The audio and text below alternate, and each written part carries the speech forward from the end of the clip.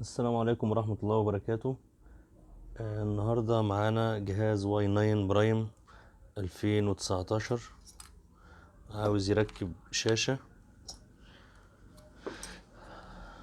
ده الجهاز بالشكل ده بعد ما نضفناه وفكينا الشاشة القديمة اللي هي كانت مكسورة بالشكل ده كده، لو هي واضحة.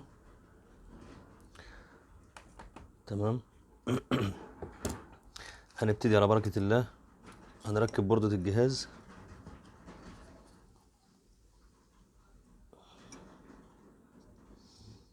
بالشكل ده كده.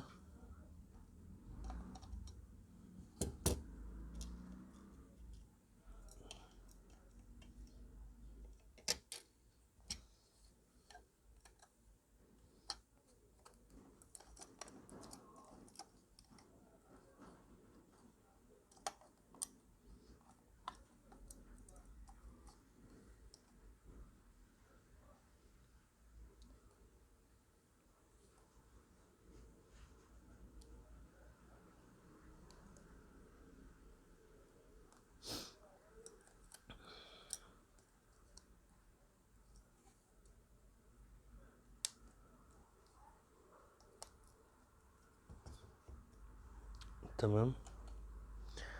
دي الشاشة الجديدة لسه هنجربها. دي بالشكل ده كده. هندخلها هنا من الفتحة دي كده.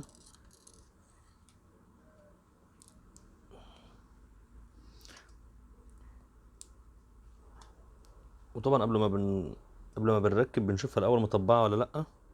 لو ملاحظين معايا الشاشه مطبعه 100%، ممتازه جدا ما شاء الله، لان هي اللي موجود منها بس الاصليه اصلا في السوق، مش موجود منها تجاري. فعشان كده عشان كده الجوده ممتازه بصراحه.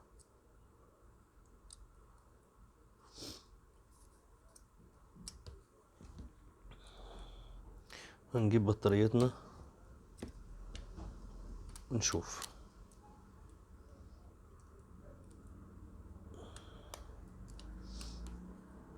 بسم الله على بركه الله. زي ما انتم شايفين اهيت.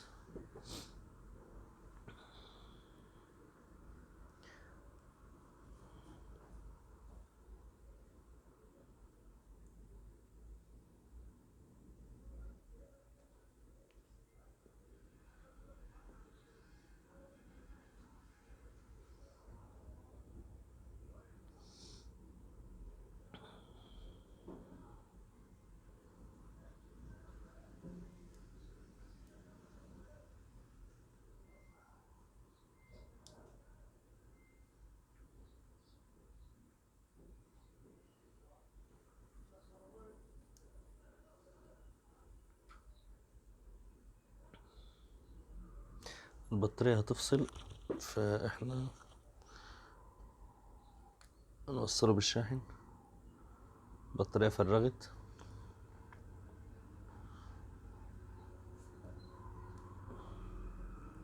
نشغل الكهرباء.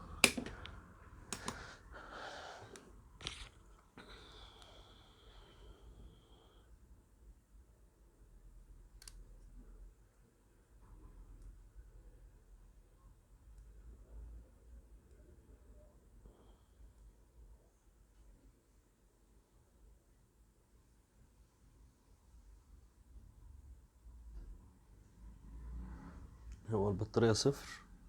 نوقف بس الفيديو ثواني ما نشحن البطارية. هو دلوقتي فتح اهوت زي ما انتم شايفين.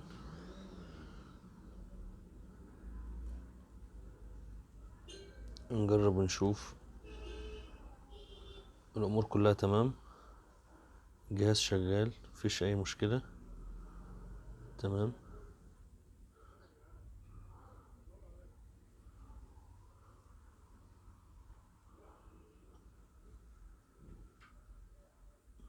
تمام كده.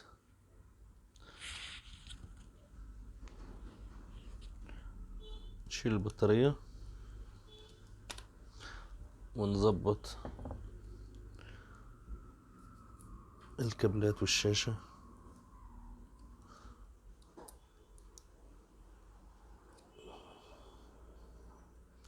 يبقى دلوقتي هنفك الشاشة زي ما انتوا شايفين اهوت كده، ونتأكد ان هي مفيش عليها اي حاجة بارزة، اي اثر وسخ، اي حاجة.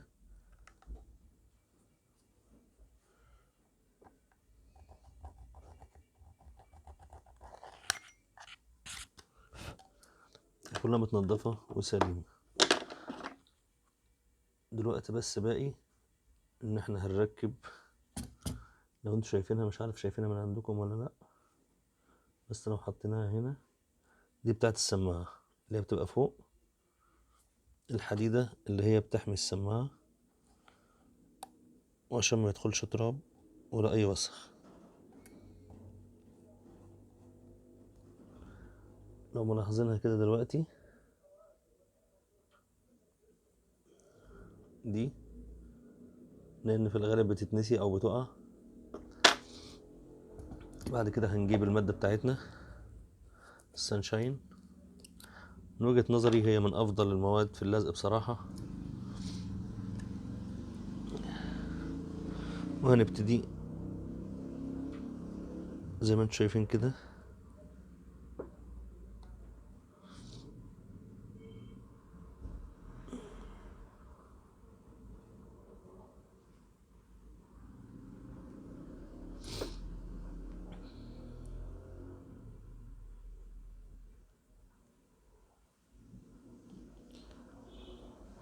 بنحط طبعا زي ما انتم شايفين على الاطار بس، بدون ما ننزل تحت الشاشة، لان اي مادة بتنزل تحت الشاشة زي ما انتم عارفين بتسبب مشكلة في التاتش، تخلي التاتش يعلق او يدي اوامر لوحده، واوقات بيوقفه كمان.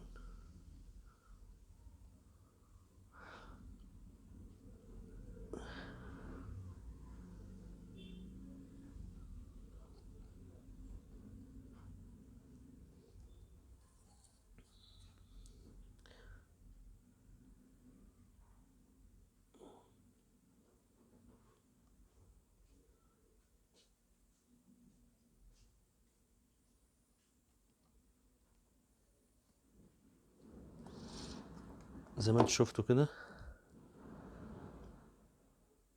نتأكد بس ان احنا ما غطيناش السنسور.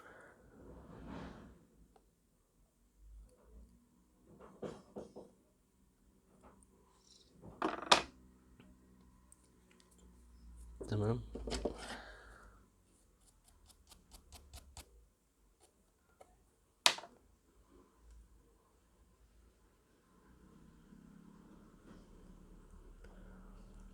زي ما انتم شايفين كده، بنتأكد ان احنا مش مغطين السناسر وان كل حاجة مظبوطة في مكانها.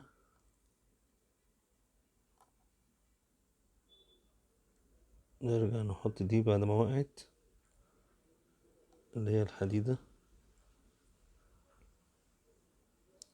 اللي هي الشبكة دي.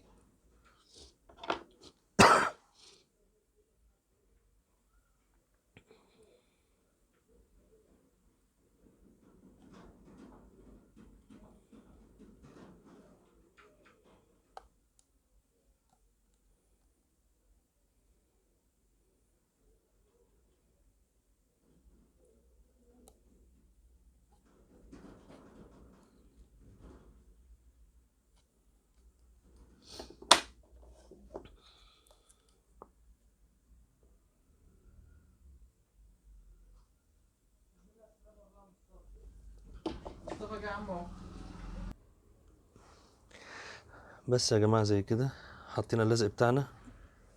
بننزل بقى الشاشة بالمنظر ده، بنبتدي نظبط زي ما انتم شايفين كده، الزوايا كلها مظبوطة.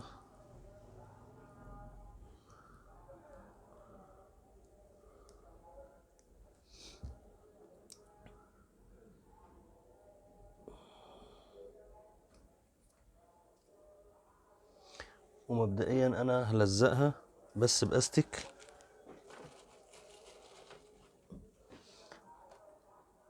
لحد بس ما تمسك شوية.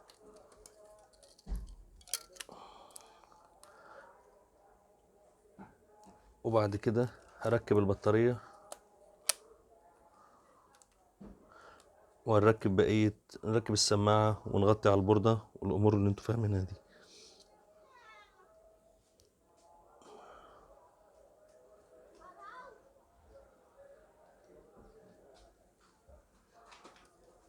بس هي بالشكل ده كده.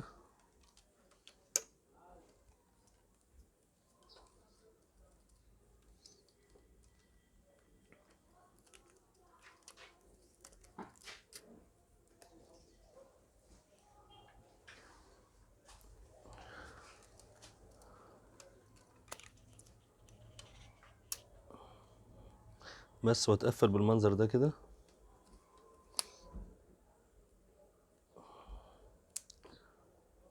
وبنخلي بالنا ان الاستيك ما يبقاش زانق لدرجة كبيرة لانه ممكن يكسر التاتش.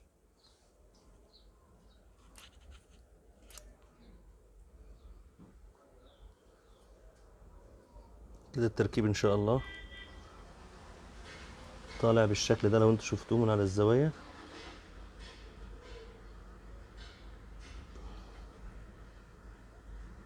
مطبعة مع الجهاز بالظبط. بعد كده هنظبط بس كابل البطارية كابل الشاشة.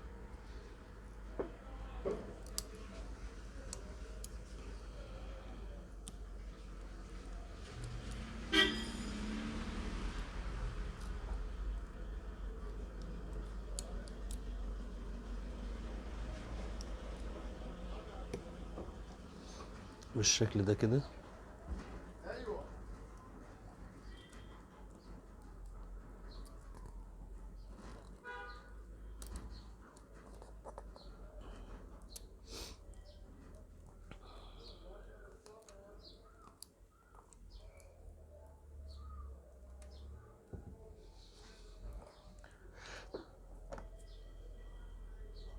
هو الى حد ما هي مسكت كده شوية.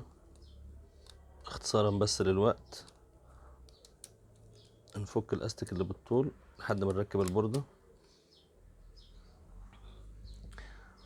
طبعا زي ما انتم شايفين هنا مكان البصمة بيكون تحت البلاستيك ده، فاحنا محتاجين نركب البصمة دلوقتي الاول عشان نعرف نقفل.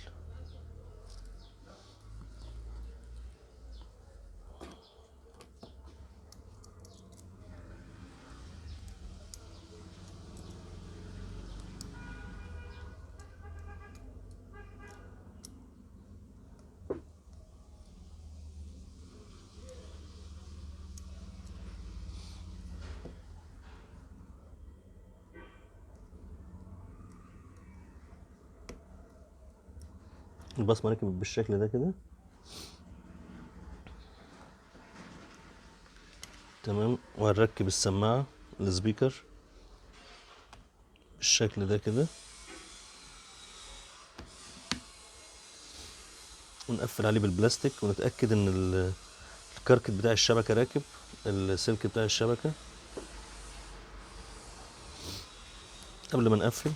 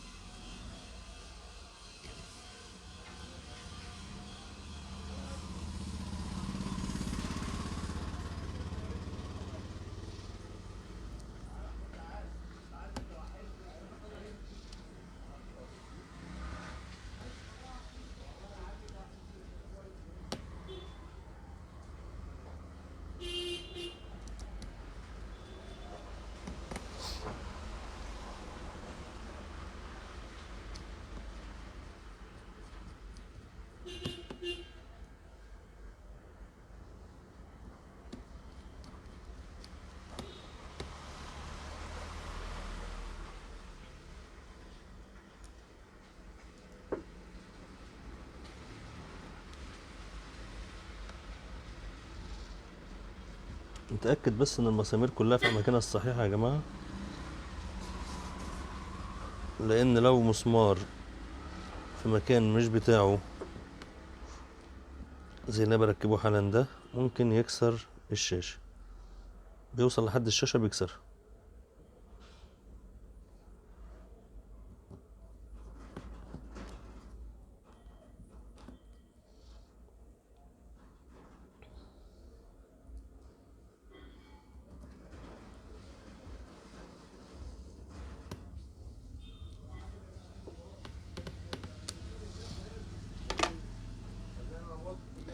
كده خلصنا الجزء ده، اتأكدنا ان البوردة مرتاحة في مكانها كله تمام. هنيجي بدي وهننزلها. انا ركبت البصمة هنا لان زي ما انتم شايفين هي متسكر عليها من هنا، فلو ركبت البلاستيك مش هقدر ان انا اركب البصمة بعدين، فاضطريت ان انا اركب بالشكل اللي انتم شفتوه ده البصمة قبل اي حاجة.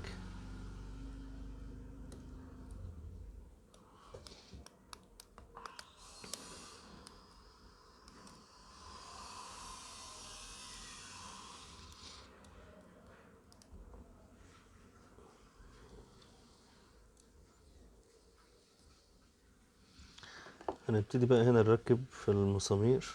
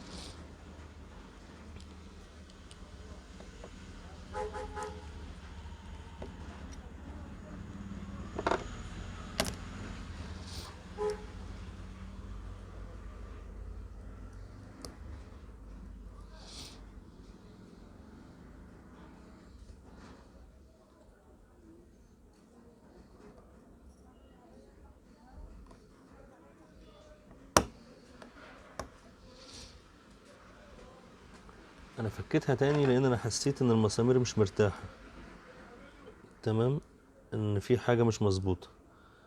فمعنى ان البلاستيك مش مرتاح يبقى في حاجة غلط، والمفروض ان انا افك وارجع اركب من تاني. وبس ممكن المسامير معايا اتلخبطت شوية.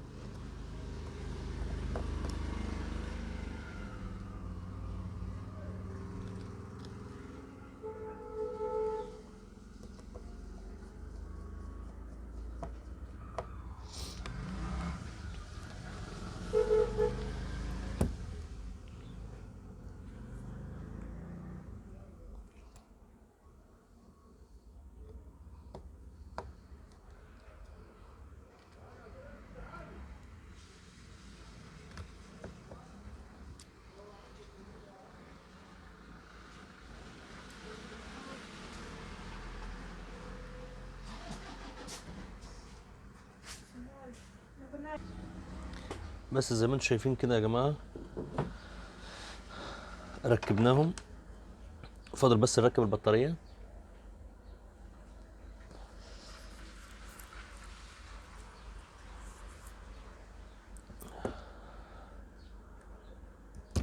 هو اثر اللزق القديم اللي كان على البوردة اتشال طبعا. فانا بس هنحط لها نقطة مادة كده خفيفة، او عادي ممكن لو عندك اي لزق دبل فيس بيمشي الحال. انا اللزق اللي عندي حاليا التخين عريض جدا، سمكه كبير يعني، فهيضايق. فانا عن نفسي هحط المادة، بس هو يفضل ان انا افك الاستك ده شوية كده اهوت.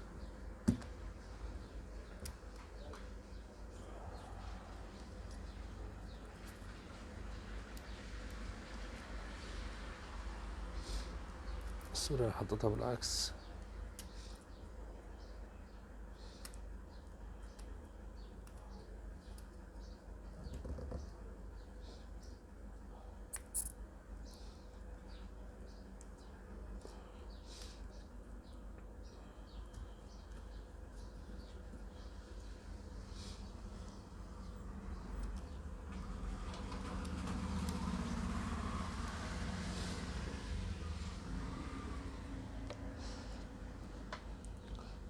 للأسف أنا نسيت البطارية، ركبت البطارية والمفروض إن أنا كنت ركبت الهاوس اللي بره الأول، المفروض كنت أركب البطارية الأول، فمعلش نسيت. نرجع نعيدها تاني.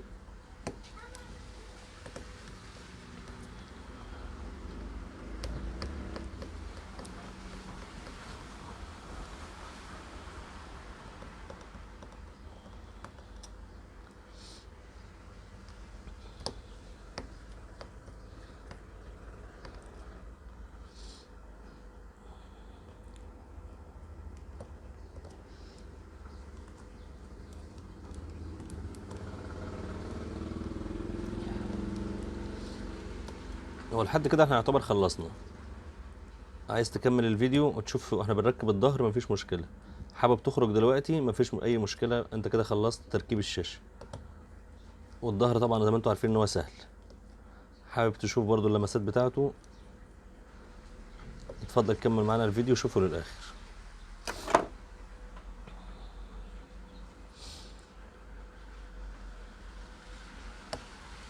كده بس هنزل البطارية كده.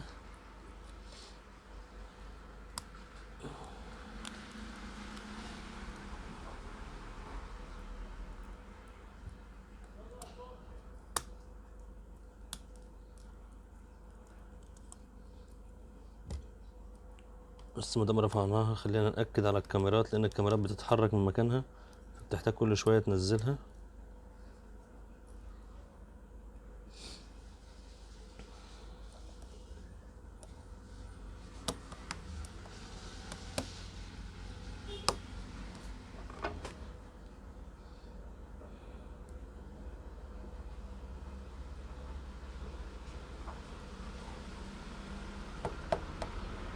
هنثبت بس مسمارين كده.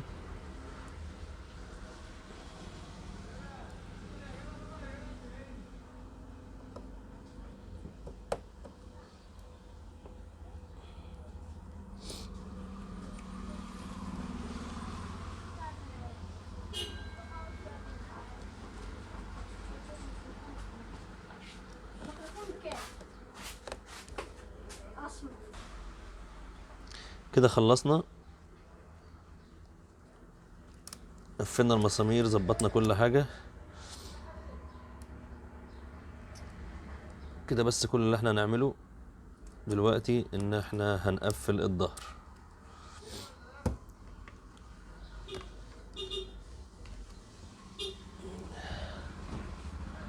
هنبص على الشاشة بصة ان شاء الله تمام.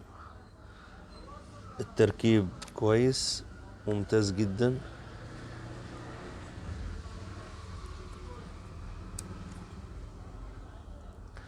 كده بس كل اللي فاضل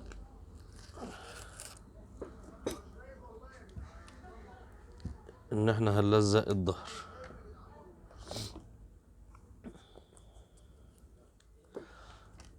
الظهر طبعا زي ما انتم شايفين هنحط بس عليه سنة صغيرة كده واحنا ماشيين كده.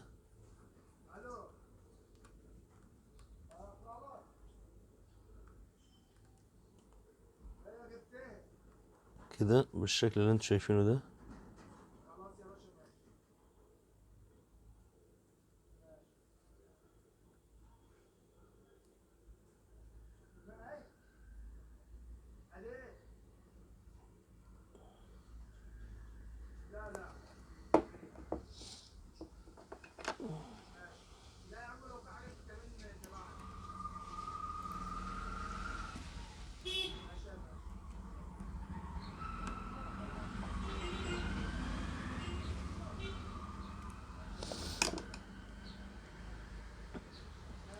نبتدي كده على بركة الله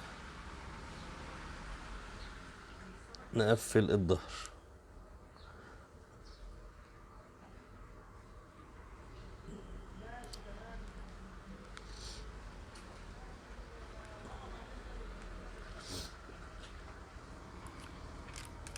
زي ما انتوا شايفين هنحط الاستيك بتاعنا برضو نجبسه بالشكل ده كده.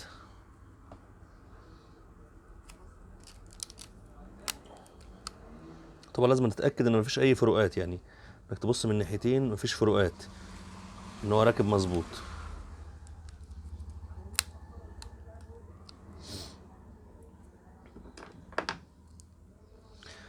هنا لو لاحظنا هنلاقي هنا تحس ان فيه زي اللي اثر زيادات كده خفيفه، زي اللي اثر فروقات كده خفيفه. احنا هنحط له بس نقطه على الماشي كده.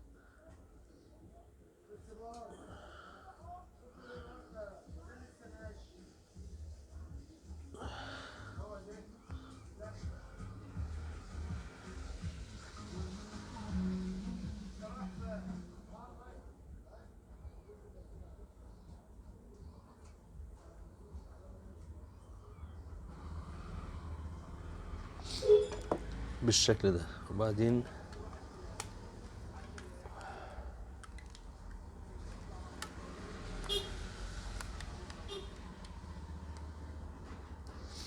نعمله بالشكل ده.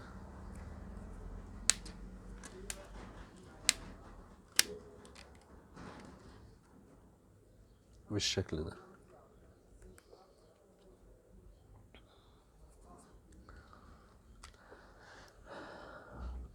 تمام يا جماعة، ان شاء الله كده هو شغال طبيعي، بس يفتح ونشيك عليه.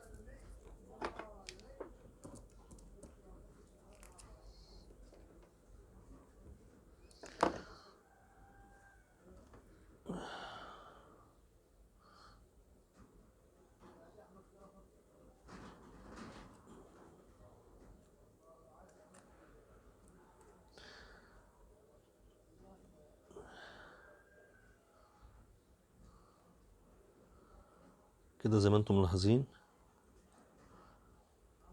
شغال طبيعي. تمام. وان شاء الله نشوفكم في فيديو تاني مع جهاز تاني، ولو في اي حاجة مش واضحة يا ريت تكتبوا لي في التعليقات. والسلام عليكم ورحمة الله وبركاته.